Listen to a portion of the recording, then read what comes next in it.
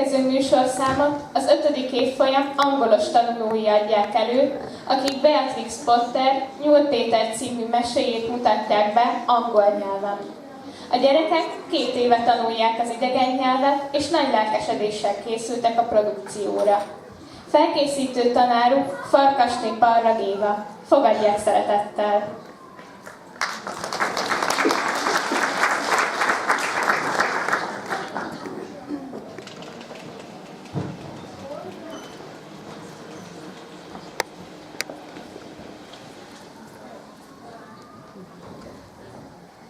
The Tale of Peter Rabbit by Beatrix Potter.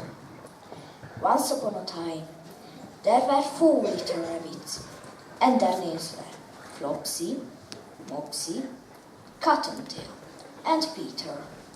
They lived with their mother in a sandbank, underneath the root of a very big fir tree.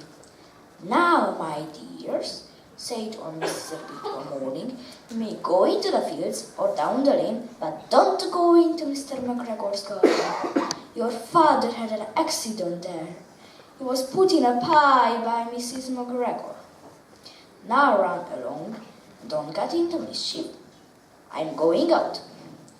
Then old Mrs. Rabbit took a basket and her umbrella and went through the wood to the baker's. She bought a loaf of brown bread and 5 currant buns. Flopsy, Mopsy, and Cottontail, who were good little bunnies, went down the lane to gather blackberries. But Peter, who was very naughty, ran straight away to Mr. McGregor's garden and squeezed under the gate. First he ate some lettuces and some French beans, and then he ate some radishes. And then, feeling rather sick, he went to look for some parsley, but ran the end of a cucumber train. Whom should he meet but Mr. McGregor? Mr. McGregor was in his hands and knees planting out young cabbages, but he jumped up and ran after Peter, waving a rake and calling out, "Stop, thief!" Peter was most dreadfully frightened. He rushed all over the garden, for he had forgotten the way back to the gate. He lost one of his shoes among the cabbages and the other shoes amongst the potatoes. After losing them, he ran on 4 legs and went faster, so that I think he might have got altogether if he had not unfortunately run into a gooseberry net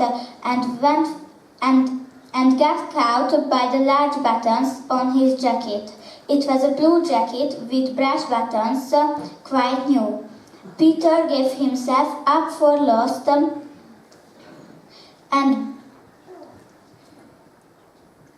and shed big tears, but his sobs were overheard by some friendly sparrow who flew to him in great excitement and implored him to exert himself. Mr. McGregor came out with a sieve, which he hit at the top of Peter, but Peter regret just in time. Regret top of pop on Peter, but Peter and rushed into the tool shed and jumped into a can. It would have a beautiful thing to hide if had not had so much water in it.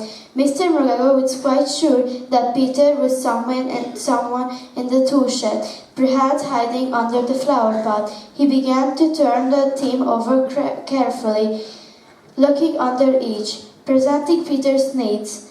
Crashed through. Mr. McGregor was after him in no time, and tried to put his foot upon Peter, who jumped out of a window upsetting 3 plants. The window was too small for Mr. McGregor. He was tired of running after Peter. He went back to his work. Peter sat down to rest. He was out of breath and trembling with fright, and he had not the least idea which way to go. Also, he was very dumb with sitting in the can. After a time he began to wander about, going a lippity-lippity, not very fast, and looking around. He found a door in a wall, but it was locked, and there was no room for a fat little rabbit to squeeze underneath. An old mouse was running in and out over the stone doorstep, carrying peas and beans to her family in the wood. Peter asked her the way to the gate, but she had such a large pea in her mouth that she could not answer. She only shook her head at him. Peter began to cry. Then he tried to find his way straight across the garden, but he became more and more puzzled. Presently, he came to a pond where Mr. McGregor filled his water cans. A white cat was staring at some goldfish. She sat very, very still, but now and then the tip of her twitched as if it were alive. Peter thought, as if it best to go away without speaking to her. He heard about cats from his cousin, a little Benjamin Bunny. He went back towards the tool shed, but suddenly drew close to him. He heard the noise of who screech, scratch, scratch, screech. Peter scattered underneath the bushes, but presently as nothing happened. He came out and climbed up a wheelbarrow and peeped over. The first thing he saw was Mr. McGregor hoeing onions.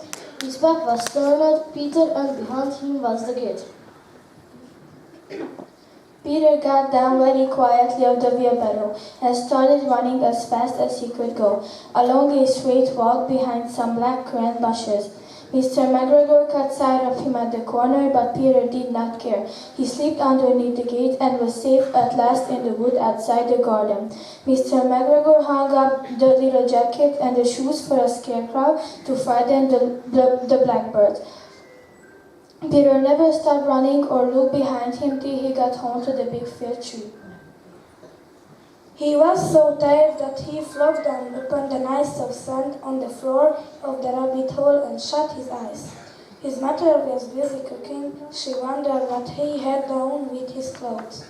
It was the second little jacket and pair of shoes that Peter had lost in a fortnight. I am sorry to say that Peter was not very well during the evening.